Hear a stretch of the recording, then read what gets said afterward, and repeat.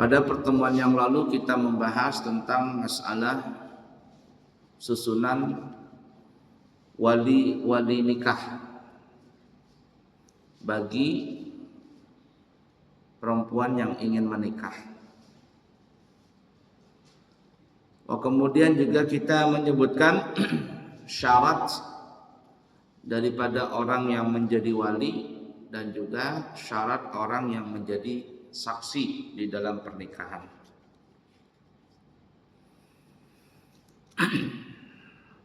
Baik, pada pertemuan yang lalu kita mengatakan susunan wali yang paling utama untuk menikahkan seorang anak perempuan itu adalah bapaknya, bapak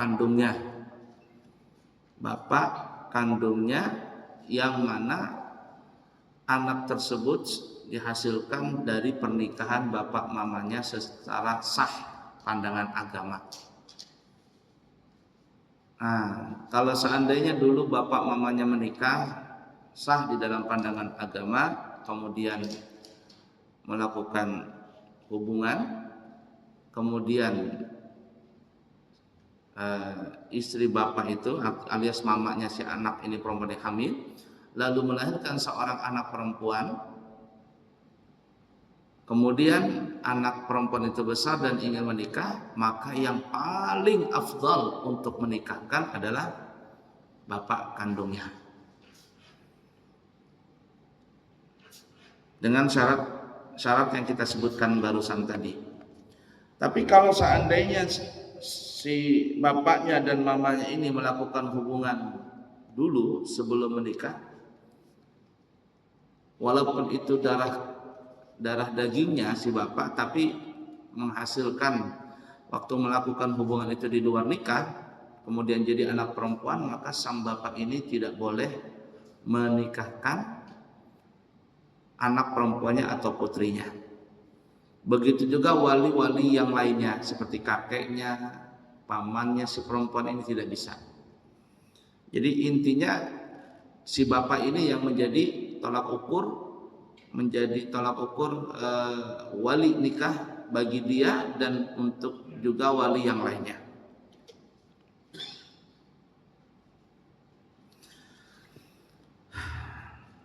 Bapak dan ke atas, yakni bapaknya perempuan itu, bapak kandungnya, kemudian kakeknya, bapaknya si bapak, itu diberikan hak menikahkan anak gadis perawan. Dalam bahasa Arab disebut namanya al-bikru, dengan tidak meminta izin kepada anak perempuan itu. Boleh. Tetapi dengan menikahkan si anak perempuan itu dengan sukufu. Sukufu itu bahasa kitanya yang sama-sama sederajat. Ini apabila anak itu perempuan ya, anak itu perempuan dan masih perawan. Arti perawan ini maksudnya dia tidak pernah nikah sebelumnya tidak pernah nikah secara sah pandangan agama. Maka si bapaknya ini melihat anak gadisnya sudah dewasa umpama, sudah pantas untuk menikah. Lalu si bapak ini menikahkan putrinya itu dengan seorang laki-laki tanpa seizin anaknya. Maka ini hukumnya adalah boleh, asalkan menikahkannya ini dengan sukufu. Arti sukufu itu si laki-laki ini sederajat dengan anaknya dia, dengan anak perempuannya ini. Nah, itu apabila si anak perempuan itu masih dalam keadaan perawan. Istilah seperti ini pernah kita dengar dulu ya, namanya apa ya? Zaman Siti Nurbaya. Siti Nurbaya. Jadi ada seorang anak perempuan dinikahkan bapaknya dengan seorang laki-laki yang ya begitulah ya. Artinya dalam masalah ini sah. Si anak gadis perawan itu tidak bisa menolak. Kenapa? Ya istilah kita itu karena orang tua lebih berpengalaman daripada anaknya, dan pada umumnya orang tua itu lebih tahu untuk memberikan kebahagiaan buat putrinya itu.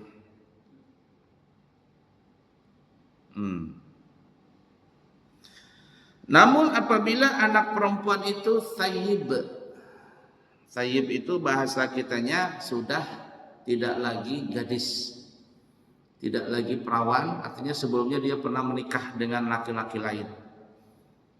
Kemudian dia menjanda, baik dia janda hidup ataupun janda mati. Janda hidup artinya suaminya bercerai, dia bercerai dengan suaminya, atau janda mati suaminya meninggal dunia, maka si wali itu tidak boleh, yakni bapaknya tidak boleh menikahkan tanpa izin si anak gadis, anaknya yang sudah menjanda itu. Jadi harus tahu izinnya, harus minta izinnya si anak janda tersebut. Begitu juga wali-wali yang lain tidak boleh menikahkan si anak perempuan yang janda ini tanpa izin daripada si anak perempuan yang sudah tidak perawan ini, alias anak yang sudah janda ini. Nah, jadi seperti itu tuh. Kenapa? Karena anak perempuan yang janda ini ibarat kata dia sudah mengetahui manis, asin, pedas, ambar, dan lain sebagainya dalam kehidupan berumah tangga. Dia sudah berpengalaman, jadi dia tahu kira-kira laki-laki yang mana yang cocok buat dia. Apalagi kalau dia punya anak, laki-laki yang mana yang cocok buat dia dan anaknya.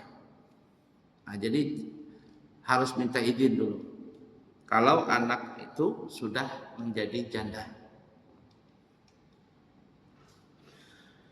Disebutkan di dalam hadis yang diriwayatkan Al-Imam Daruqutni, Nabi kita Muhammad sallallahu alaihi wasallam bersabda, "Ats-tsayyibu ahaqqu bi nafsiha min waliha wal bikru yuzawwijuha abuha." Perempuan janda, anak perempuan yang sudah menjadi janda itu dia lebih berhak terhadap dirinya lebih berhak terhadap dirinya dalam menentukan calon suaminya daripada walinya sendiri. Sedangkan anak perempuan yang masih gadis dikawinkan, artinya boleh dinikahkan oleh bapaknya, walaupun tanpa tanpa izin dari anaknya itu. Itu dulu ya perbedaan antara anak gadis dengan anak yang sudah menjanda. Ini anak yang perempuan ya.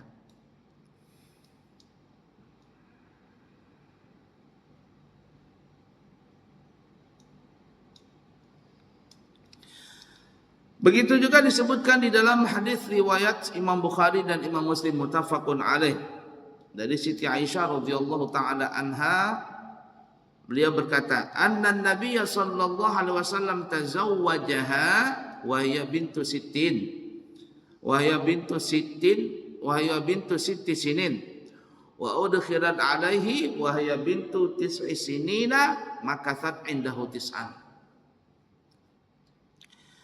Kata Siti Aisyah, sesungguhnya Nabi kita Muhammad sallallahu alaihi wasallam telah menikah dengan Siti Aisyah ketika Siti Aisyah itu baru berumur 6 tahun.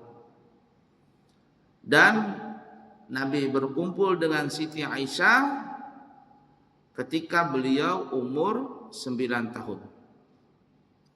Ya, umur 9 tahun. Nah, dalam masalah ini seorang bapak, ini Abu Bakar ya, Sayyidina Abu Bakar, beliau menikahkan Siti Aisyah yang masih berumur 6 tahun dengan Rasulullah SAW yang pada saat itu berapa umur beliau? 50-an kalau tidak salah waktu itu ya, 53 atau berapa. Dari segi umur jauh banget nih, ya, dari segi umur jauh luar biasa.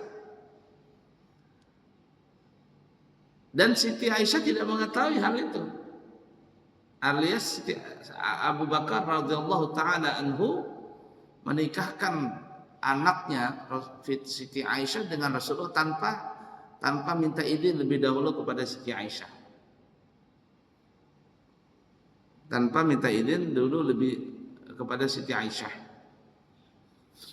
Dan itu setelah meninggal Siti Khadijah radhiyallahu taala 6 tahun. Ini yang pernah kita bahas pada pertemuan yang lalu, bahwa anak perempuan yang masih kecil, yakni belum balik, bapaknya boleh menikahkan kepada laki-laki lain.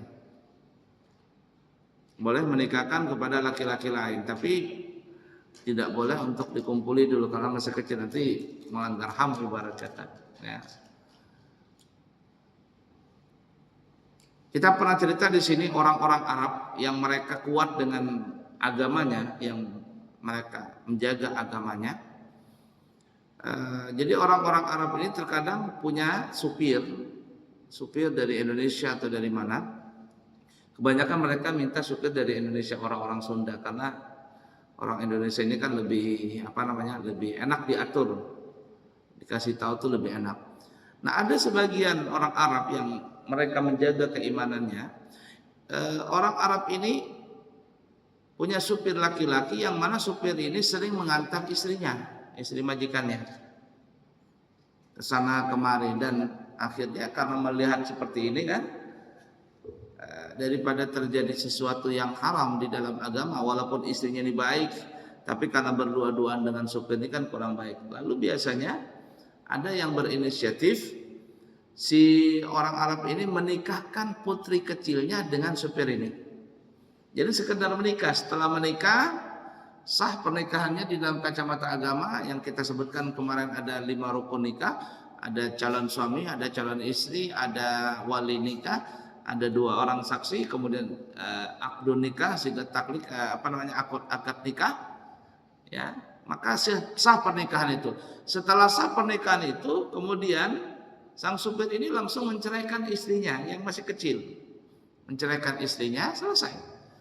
Kenapa seperti itu? Supaya nanti ketika supir ini mengantar istri majikannya itu tidak lagi terkena haram. Kenapa? Karena sudah menjadi mahram mu'abbad, mahram selama-lamanya dari sebab musyawarah pernikahan. Jadi istri majikan ini dengan supirnya ini sudah menjadi antara mertua dengan mantu.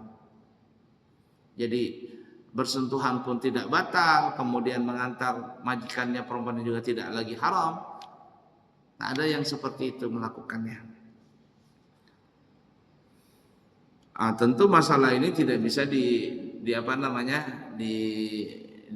dilegalkan di dalam hukum kita di Indonesia. Nanti akan sanksi pernikahan di bawah umur lah dan sebagainya. Apalagi kita ini kan kalau di Indonesia ini perempuan itu menikah sekarang umur berapa ya? Kemarin waktu kami jadi penghulu itu minimal seorang perempuan umurnya 16 tahun. 16 tahun minimal perempuan itu boleh menikah. Kemudian laki-lakinya 19 tahun. Sekarang wallahualam saya kurang tahu pasti, cuman pernah dengar katanya sekarang perempuan itu umurnya minimal 17 kala 19 tahun, lupa itu ya. Coba ditanyakan lebih lanjut itu. Jadi artinya kalau dulu umur 15 tahun ingin menikah perempuan itu, ya kata bapaknya daripada terjadi macam-macam lebih baik dinikahkan saja anak ini. Maka si anak perempuan ini tidak boleh menikah di KUA kecuali minta surat apa gitu ya dari pengadilan atau apa bahwa bapaknya ini menikahkan tanpa ada unsur paksaan. Nah, setelah dapat surat itu dari pengadilan, baru dibawa ke KUA. Ya sudah, berarti anak ini dinikahkan bukan karena paksaan dari orang tua dan sebagainya dan seterusnya, tetapi karena memang ada faktor-faktor lain. Dapat surat itu boleh dinikahkan, nikah di bawah umur. Padahal umur 16 itu mah sudah balik, sudah haid ya, sudah haid. Lebih daripada Siti Aisyah. Siti Aisyah umur 6 tahun belum haid lagi. Belum haid. Dinikahkan Siti Aisyah dengan Rasulullah SAW. Tapi tidak dikumpulin karena masih belum balik. Dan ketika Siti Aisyah sudah balik umur 9 tahun, karena perempuan itu ya, apalagi perempuan Arab, itu paling cepat perempuan itu balik dengan sebab haid itu di umur 9 tahun. Umur 9 tahun. Setelah 9 tahun barulah diboyong Siti Aisyah oleh Rasulullah SAW, berkumpul dengan Rasulullah SAW.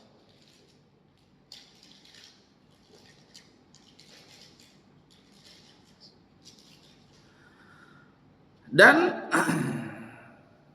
berkumpul dengan Rasulullah SAW, ini Siti Aisyah ini kurang lebih ada 9 tahun ya, 9 atau 10 tahun dengan Rasulullah SAW. Yakni ketika Nabi kita meninggal dunia, Siti Aisyah radhiyallahu taala anha itu masih berumur 18 tahun. Meninggal Rasulullah masih berumur 18 tahun. Berarti berapa? 9 tahun ya bersama Rasulullah. 9, 10, 11, 12, 13, 14, 15, 16, 17, 18. 9 tahun. Berkumpul dengan Rasulullah SAW selama 9 tahun. Setelah 9 tahun bersama Rasulullah, Rasul meninggal. Artinya Siti Aisyah ini waktu meninggal Rasul masih di umur 18 tahun. Ini pun kalau kita menurut pemerintah kita yang sekarang mungkin ya, wallah alam ya, menikah umur mesti perempuan umur 19 tahun belum kena lagi hukum pemerintah kita. Tapi dalam kacamata agama itu tidak ada masalah. Artinya pernikahan itu sah-sah saja. Cuman ingat ya, kalau ada orang menikahkan anak perempuan di bawah umur, kalau dia belum balik maka tidak boleh dikumpuli lebih dahulu. Tapi kalau dia sudah balik maka tidak ada masalah. Masih ingat dulu zaman tahun berapa ya itu? Syekh Puji kan? Masih ingat dulu? Umur berapa waktu itu? Umur 12 tahun si siapa namanya itu istrinya? 12 tahun atau berapa tahun? Masih kecil. Masih lulus SD ibarat kata. Hebohnya bukan main itu. Hebohnya bukan main. Karena apa? Karena Syekh Puji ini kan orang kaya, kemudian dia kayak menantang gitu. Menantang tentang hukum yang terjadi di Indonesia. Akhirnya apa? Heboh dan dipenjarakan karena menikah di bawah umur dengan anak yang di bawah umur. Padahal dalam kacamata kan ada masalah. Sudah balik perempuannya, kemudian juga umurnya sudah lebih daripada 9 tahun, yakni 12 atau 13 tahun, lulus SD waktu itu. Orang Bahari itu, orang Bahari cerita ya, orang-orang tua kita tuh, apalagi di daerah Madura itu, anak lulus SD sudah nikah, suaminya yang penting kamu bisa nyangkul nggak? Bisa, nikah sudah selesai. Jadi antara bapak, mama dengan anak itu nggak jauh-jauh banget umurnya, nggak jauh-jauh banget umurnya. Lah sekarang perempuan terkadang umur 25, 27. Apalagi 30 belum menikah juga. Repotnya tuh kalau sudah umur segitu tuh. Repot sekali untuk menikah. Apalagi S1, S2, bingung sudah siapa suami laki-laki yang mau menikah dengan dia. Takut. Takut begitu tingginya titelnya dia tuh. Ala kulli hal ya.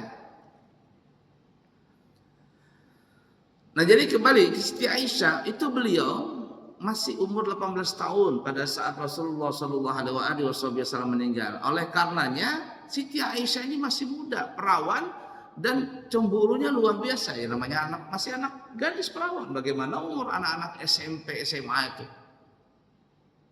Cemburuan sekali dengan istri-istri yang lain. Yang paling beliau cemburu adalah dengan Siti Khadijah. Padahal kata Siti Aisyah, aku belum pernah melihat Siti Khadijah. Tidak tahu yang mana Siti Khadijah, tapi Rasulullah SAW sering menyebut Siti Khadijah itu. Ya, sering menyebut Siti Khadijah. Siti Aisyah sampai cemburu, kenapa Rasul ini Khadijah bahasa disebut-sebut terus. Lalu Rasul memberikan nasihat, wahai Aisyah, Khadijah itu adalah perempuan yang pertama kali aku menikah dengannya. Dia adalah perempuan yang pertama kali masuk Islam. Dialah perempuan yang membantu aku ketika aku dikucilkan oleh orang-orang kafir Quraisy, dihina oleh keluarga sendiri, dan dialah yang membantu agama Allah dengan hartanya. Dan seluruh anak-anakku terlahir dari rahimnya. Nah, mendengar seperti itu maka Siti Aisyah pun sangat banyak memuji Siti Khadijah. Dalam hadis-hadis itu Siti Aisyah ini banyak meriwayatkan hadis tentang kemuliaan Siti Khadijah radhiyallahu taala anha. Walaupun dalam mulutnya Siti Aisyah ini mungkin ada cemburu, tapi dalam hatinya beliau mengakui begitu hebatnya Siti Khadijah. Padahal Siti Aisyah nggak tahu yang mana Siti Khadijah itu. La ilaha illallah. Dan Siti Aisyah ini kata ulama, beliau karena masih muda ya, tidak pandai masak. Tidak pandai masak, tapi Rasulullah SAW memahami itu. Karena masih muda dan sebagainya dan belum berpengalaman, Rasulullah nggak masalah. Nggak pandai masak. Pernah beliau Siti Aisyah ini ya, dengan Rasulullah SAW, kemudian datanglah Ummu Salamah Hindun. Ummu Salamah ini yang pernah diajarkan oleh Nabi bacaan doa inna lillahi wa inna ilaihi raji'un Allahumma junni fi musibati wa khluf li khairan minha. Ketika suami beliau meninggal dunia, Rasulullah pun mengatakan, wahai Ummu Salamah, maukah aku ajarkan doa, apabila engkau membaca doa ini maka engkau akan mendapatkan yang lebih baik daripada yang pertama. Diajarkanlah doa inna lillahi wa inna ilaihi raji'un tadi dan seterusnya. Setelah iddahnya selesai 4 bulan 10 hari, maka Rasul pun mengutus utusan untuk melamar Ummu Salamah. Dengan ringkas kata ya, akhirnya menikahlah Rasul dengan Ummu Salamah. Setelah menikah kata Ummu Salamah, dulu aku bilang tidak ada laki-laki yang paling sempurna kecuali sang suamiku. Tapi setelah Nabi mengajarkan doa inna lillahi wa inna raji'un Allahumma ajurni fi musibati wa khluf li khairan minha, ternyata aku mendapatkan yang lebih baik daripada suamiku yang pertama, yaitu Rasulullah sallallahu alaihi wasallam. Nah, kata Siti Aisyah memuji dengan Ummu Salamah ini. Kata Siti Aisyah walaupun cemburu tapi memuji. Kata Siti Aisyah, perempuan, maksudnya istri dari segala istri-istri Nabi yang paling cantik itu Ummu Salamah. Kata Siti Aisyah, tidak ada perempuan, tidak ada istri Nabi yang paling cantik kecuali Ummu Salamah. Padahal beliau punya anak banyak. Ummu Salamah itu banyak punya anak dari suami pertama beliau, banyak. Tapi pandai merawat diri. Dan hebatnya Ummu Salamah ini dikatakan adalah orang yang pandai masak. Nah, suatu ketika Rasul sedang bersama Siti Aisyah. Lalu Ummu Salamah datang membawa makanan, ngasih Rasulullah. Tok begitu, bukaan pintu. Kemudian keluar Siti Aisyah, siapa? Ummu Salamah. Buka Ummu Salamah. Ada apa Ummu Salamah? Ini aku ngantarkan makanan untuk Rasulullah. Kata Ummu Salamah, bukan Ummu Salamah ya yang ngantar, maksudnya ada orang utusan membawa makanan Ummu Salamah. Jadi Ummu Salamah masak, kemudian menyuruh budaknya ini antarkan ke Rasulullah. Rasul pada saat itu sedang di rumah Siti Aisyah. Rasul buka pintu, siapa ini? Ada ya Rasulullah, ada makanan dari Ummu Salamah. Siti Aisyah mendengar itu karena beliau tidak pandai masak. Bawa pulang itu katanya. Kata Siti Aisyah, bahasa kitanya, bawa pulang itu, kalau ada aku buang di situ depan pintu itu, bahasa kitanya nih ya. Kalau ada aku buang itu. Rasulullah pun kata Rasul sudah. Mamamu lagi marah-marah, pulang. Artinya Ummul Mukminin, karena kan istri Nabi itu kan disebut Ummul Mukminin. Ibumu lagi marah-marah, ayo bawa pulang. Bawa pulang. Ummu Salamah pandai masak. Jadi dikirim masakan itu, kata Siti Aisyah dari dalam rumah. Bawa pulang makanan itu. Kalau enggak aku lempar makan di depan rumah. Cemburu Siti Aisyah. Rasulullah, bawa pulang makanan. Ibumu lagi marah-marah, pulang. Jadi jangan jangan kita juga terlalu Rasul tuh udah pernah istri-istri Rasul tuh udah pernah marah. Enggak, Rasul pernah dimarahin istrinya. Pernah satu ketika Rasulullah SAW duduk begitu. Tidak lama kemudian datang Sayyidina Abu Bakar. Abu Bakar datang begitu, ya. Nah, duduk bersama Rasul. Tidak lama kemudian datang lagi Sayyidina Umar ini lagi dimarah-marahin sama istrinya. Istrinya lagi marah-marah. Sayyidina Umar itu kan kalau di luar kayak macan, tapi ketika di rumah kayak kucing sudah. Nyong, nyong depan istrinya. Jadi waktu itu istrinya Sayyidina Umar marah-marah. Nah, kemudian apa yang terjadi? Pusing Sayyidina Umar, keluar nih. Ngelihat Rasulullah dengan Sayyidina Abu Bakar duduk di situ. Sayyidina Abu Bakar juga duduk begitu. Ngilangin stres karena istri di rumah lagi marah-marah, duduk begitu. Sayyidina Umar ini ngelihat Abu Bakar tersenyum, Rasul tersenyum, Sayyidina Abu Bakar tersenyum. Rasulullah diam, Sayyidina Abu Bakar diam. Kata Sayyidina Umar, wahai Abu Bakar, kenapa engkau tersenyum? Kalau Rasulullah tersenyum oke, tapi kenapa engkau tersenyum ini? Rasul tersenyum, engkau tersenyum. Rasul diam, engkau diam. Kata Sayyidina Abu Bakar, karena aku ngikutin Rasulullah. Apa yang dikerjakan Rasul, aku diam juga. Lalu Sayyidina Umar curhat. Ya Rasulullah, aku keluar dari rumah. Kenapa wahai Umar? Kata Rasulullah, istriku lagi marah-marah. Istriku lagi marah-marah di rumah. Ya. Mendengar curhatan Sayyidina Umar, Rasul pun tertawa tersenyum gitu ya. Sayyidina Abu Bakar ikut juga tersenyum, ikut juga tertawa. Ya. Apa kata Rasulullah? Hai Umar, sesungguhnya nasibmu, bahasa kitanya, nasibmu dengan nasibku nggak jauh juga beda. Artinya aku lagi sendiri di sini, tiba-tiba Sayyidina Abu Bakar datang. Kenapa? Istri-istriku di rumah lagi ngomel-ngomel semuanya.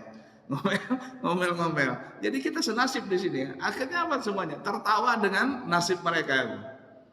Sayyidina Abu Bakar pun tertawa. Artinya dalam masalah ini istri itu terkadang marah-marah, tapi Rasulullah, Sayyidina Umar, artinya gara-gara istri marah kemudian marah juga, diam saja.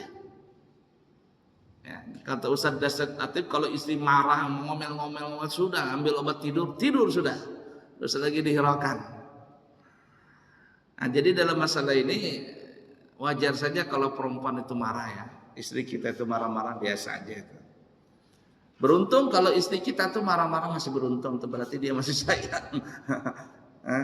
Dulu ada orang menikah begitu kan ya. Istri itu ngomel, bla bla bla bla bla bla bla. Akhirnya enggak tahan, suaminya bercerai. Setelah bercerai baru dia nyadar, ternyata istriku tuh yang ngomel-ngomel itu rumah itu jadi hidup. Ya, jadi hidup. Lalu dia menikah lagi dengan perempuan yang kedua, dapat istri yang kedua ini diam saja, suami begini diam, enggak pernah protes, diam saja. Setelah itu ternyata katanya lebih enak punya istri yang ngomel-ngomel. Ramai di rumah itu katanya. Ramai. Ini yang kedua diam, mau ini diam, nggak pernah protes istrinya. Ala kuliah, maka bersyukurlah bagi kita yang punya istri yang suka ngomel-ngomel di rumah. Berarti rumah tangga itu masih hidup.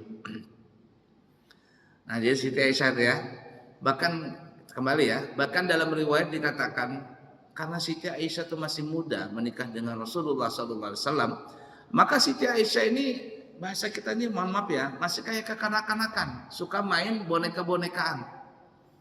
Jadi suatu ketika Rasul pernah datang ke rumahnya Siti Aisyah, lalu Rasul bertanya kepada Siti Aisyah, ya Aisyah ini apa? Mahadihi, ini apa? Kata Siti Aisyah, banati, ini anak-anak perempuanku, bahasa kitanya boneka-bonekaanku. Kayak kita punya anak perempuan, gimana suka main boneka-bonekaan. Zaman dulu yang paling laku apa ya, boneka apa? Barbie ya. Kata Siti Aisyah, inilah boneka-bonekaanku, anak-anak perempuanku main boneka-bonekaan. Lalu Rasul bertanya, lah itu apa? Kata Siti Aisyah, khair ya Rasul, ini kuda. Ini kuda. Alias bonekaku kuda. Kemudian kata Rasul, apakah kuda itu punya sayap? Itu kok kudanya ada sayapnya? Emang kuda ada sayapnya? Langsung Siti Aisyah kan orangnya pintar nih, cerdas nih Siti Aisyah ini. Lalu Siti Aisyah mengatakan, ya Rasulullah, apakah engkau nggak pernah mendengar bahwa Nabi Sulaiman punya kuda yang ada sayap? Kan Nabi Sulaiman itu kan punya kuda, kudanya itu bersayap. Mendengar jawaban Siti Aisyah, Rasul pun tersenyum, ya, tertawa. Artinya dalam cerita itu memang ada, ya memang ada bahwa Nabi Sulaiman itu punya kuda bersayap. Rasul kan tadi mengatakan, emangnya kuda ada sayapnya, wahai Aisyah?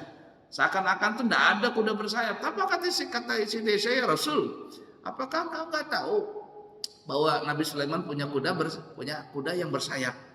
Mendengar jawaban Siti Aisyah, Rasul pun tersenyum, alias ada benarnya juga. Jangan disangka kuda itu tidak ada sayapnya. Kuda pernah ada sayapnya. Itu Nabi Sulaiman. Makanya dalam riwayat itu dikisahkan kisah Israiliyat, ketika Nabi Sulaiman punya kuda terbang ini, kuda itu yang mengantarkan Nabi Sulaiman kemana-mana. Kan beliau nih punya kerajaan luas, dari timur sampai ke barat. Jadi kalau Nabi Sulaiman ingin ngecek, ingin apa bahasa kitanya, bahasa tentara itu apa ya, lagi ngontrol apa semuanya itu, pakai kuda itu terbang. Nah suatu ketika Nabi Sulaiman ini saking sayangnya dengan kuda ini, dirawat, dirapiin begitu, sampai kelewatan waktu asar, beliau nggak sholat waktu sore, nggak sholat. Nah kelewatan sampai tidak sholat di sore hari. Nah ketika mengetahui bahwa beliau tidak sholat gara-gara asik dengan kuda tadi, Nabi Sulaiman pun akhirnya marah. Katanya, gara-gara kuda ini aku lalai dengan Allah Ta'ala. Dari sejak itu kata Nabi Sulaiman, aku tidak mau kuda ini lagi. Ini membahayakan aku dengan Allah Ta'ala. Cintaku terbagi gara-gara kuda ini. Tidak mau lagi kuda, aku dengan Allah Ta'ala saja. Nah setelah itu kata ulama, ketika Nabi Sulaiman tidak lagi mengurusi kudanya, gara-gara dia terlena dengan kuda tadi sampai meninggalkan salat, dan Allah memuji perilaku itu, maka Allah gantikan kuda Nabi Sulaiman tadi dengan kendaraan yang lebih hebat dari kuda terbang. Apa itu? Angin. Maka Allah berikan angin. Jadi angin ini yang membawa Nabi Sulaiman kemana-mana. Kata Nabi Sulaiman, bawa aku ke sana, maka angin ini pun datang mengangkat Nabi Sulaiman, pergi membawa Nabi Sulaiman. Itu makanya Siti Aisyah bilang, ya Rasulullah, apakah engkau nggak tahu bahwa Nabi Sulaiman itu punya kuda yang bersayap? Nah dari pernikahan Rasul dengan Siti Aisyah ini ternyata di situ ada hikmah besar. Ya, kenapa? Karena banyak sekali hadis-hadis yang diriwayatkan oleh Siti Aisyah. Karena kecerdasan Siti Aisyah pun banyak meriwayatkan hadis dari Rasulullah Sallallahu Alaihi Wasallam, terutama tentang keluarga. Sedangkan istri-istri yang lain cuma beberapa hadis yang diriwayatkan oleh istri-istri yang lain. Sedangkan Siti Aisyah banyak meriwayatkan hadis.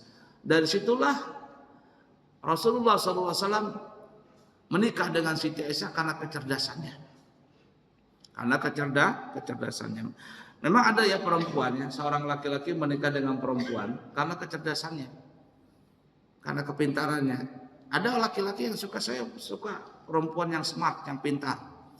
Tapi resikonya terkadang perempuan yang pintar ini bisa keras kepala dan juga tidak pandai masak. Nah itu repotnya di situ. Ada yang seperti itu, ada yang pandai masak tapi artinya perempuan rumahan, cuman bisa masak dan sebagainya, tapi dia tidak pintar mengurus ini itu. Saya punya teman itu, punya murid ya, sekarang jadi ustadz, nikah dia bilang, guru ulun, bini ulun tuh nggak ngerti HP, dia, cuma di rumah aja masak begitu, katanya. Tapi saya senang dengan begitu, katanya. Istri begitu. Ada laki-laki yang tidak suka perempuan yang terlalu pintar, nanti protes saja katanya. Ada laki-laki yang suka punya istri yang pintar. Ada. Tapi ya tadi resiko yang punya istri pintar ini biasanya, tapi nggak semuanya ya. Ada yang pintar ya, tapi ya tadi nggak pandai-pandai masak. Karena kepintarannya itu. Jadi kita itu memilih istri, maksudnya kita ini kan sudah punya istri ya. Ya, orang memilih istri itu bermacam-macam. Ada yang pengen ini modelnya, ada yang pengen itu, bla bla bla dan seterusnya. Artinya relatif, relatif sekali. Nah, jadi kita kembali ya. Jadi dalam masalah ini anak gadis itu boleh dinikahkan oleh bapaknya tanpa izin kepada si anak itu. Tapi adat kita biasanya, nih ya, itu biasanya minta izin dulu. Dulu kami waktu jadi penghulu, waktu menikahkan anak perempuan itu kata saya, siapa yang mau menikahkan? Ada bapaknya? Ada. Bapak aja yang menikahkan, saya nggak berani pak. Pak penghulu saya nggak berani. Kata saya yang paling berhak menikahkan itu sampean. Nanti saya lajari. Biasa kalau ada bapaknya saya tidak mau menikahkan. Sampean sebagai bapaknya, sampean menikahkan. Itu darah daging bapak sendiri. Dan anak perempuan itu lebih bangga kalau yang menikahkan itu adalah bapaknya sendiri. Ini enggak diwakilkan ke penghulu, diwakilkan ke penghulu, apa begitu. Nikahkan anak sendiri. Nah biasanya sebelum menikah itu saya suruh bapaknya itu masuk ke kamar anak gadisnya. Anak gadis ini minta izin, bapak saya anak yang bernama Fulanah binti Fulan meminta izin kepada bapak, tolong saya dinikahkan dengan lelaki pujaan saya yang bernama Fulan bin Fulan. Dan saya minta halal, minta ridha, minta doa restu kepada bapak dan ibu agar kami bisa menikah. Dan tolong didoakan sepanjang masa agar kami ini menjadi keluarga yang sakinah mawaddah warahmah. Wah di situ biasa menangis tuh, si anak gadis perempuan menangis, si bapak juga menangis. Dan terus terang kita sebagai bapaknya, sebagai bapak kalau kita menikahkan anak putri kita sendiri, itu biasanya kita menangis. Menangis bukan karena menikahkan. Terkadang kita ini kan ya anak kita sebagai laki-laki, sebagai bapak itu terus terang sayangnya dengan anak itu lebih sayang dengan anak perempuan. Saya melihat begitu berapa banyak bapak-bapak ketika menikahkan putrinya nangis dia. Kenapa nangis? Dia pikir gini, kira-kira anak saya ini, ya anak gadis saya ini yang dulu saya pelihara dari kecil, saya sayangi, cinta dia pertama kali dengan laki-laki itu adalah saya, ibarat katakan ya. Kira-kira nanti setelah menikah bisa nggak anak saya ini, bisa nggak suaminya menyayangi anak saya itu seperti saya menyayangi anak saya sendiri? Nah, terkadang kita seorang bapak merasakan seperti itu, nangis. Saya punya keponakan perempuan, keponakan laki-laki, ya kan ya, keponakan laki-laki menikah waktu itu, bapaknya sudah meninggal dunia, jadi disuruh sama keluarga paman aja yang mewakili duduk di pelaminan. Jadi ketika duduk di pelaminan begitu. Ya artinya apa namanya sebagai orang tua kan ya, paman aja duduk di situ untuk menjadi orang tua. Melihat anak perempuan ini saya menangis, kata saya ini tuh rasanya menikahkan anak gadis sendiri. Padahal ini saya belum menikahkan anak. Artinya tiba-tiba saya menangis begitu, rasa kehilangan anak sendiri. Kenapa? Karena perasaan tadi itu. Anak gadis kita yang kita rawat dari kecil, yang kita manja, kita senang dengan dia, ya. Dan terus kemudian setelah besar kita nikahkan anak ini dibawa dengan laki-laki. Dalam hati itu kira-kira suami itu bisa nggak menyayangi anak saya sebagaimana saya menyayangi anak saya sendiri? Manjanya, sayangnya kita itu gimana itu? Terkadang nangis kita. Dan ternyata begitu juga kita ya sebagai bapak-bapak, coba kita rasakan yang punya anak gadis, kita nikahkan sendiri putri kita. La ilaha illallah. Nah jadi yang punya anak gadis kalau ingin menikah, kita yang tampil sebagai bapaknya untuk menikahkan langsung. Dia lebih bangga, lebih senang karena kita yang menikahkan langsung. Jangan diwakilkan, gengsi lah bagi laki-laki.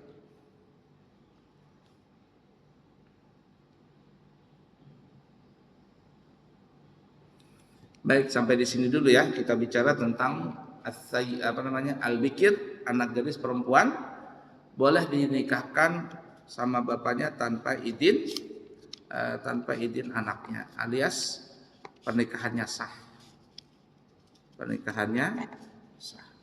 Nanti kita akan bahas selanjutnya dalil yang berkaitan seorang janda tidak boleh dinikahkan oleh bapaknya atau walinya tanpa izin dari si anak janda itu. Bagaimana? Insya Allah nanti akan datang, kita akan bahas di Sabtu akan datang, bahas tentang masalah seorang bapak menikahkan anak perempuan yang sudah menjadi janda. Bagaimana itu? Insyaallah pada pertemuan akan datang kita akan bahas. Cukup sekian dulu, semoga bermanfaat dan kita bisa mengamalkannya. Subhanakallahumma wa bihamdika asyhadu an la ilaha illa anta astaghfiruka wa atubu ilaihi wa akhiru kalam. Wassalamualaikum warahmatullahi wabarakatuh.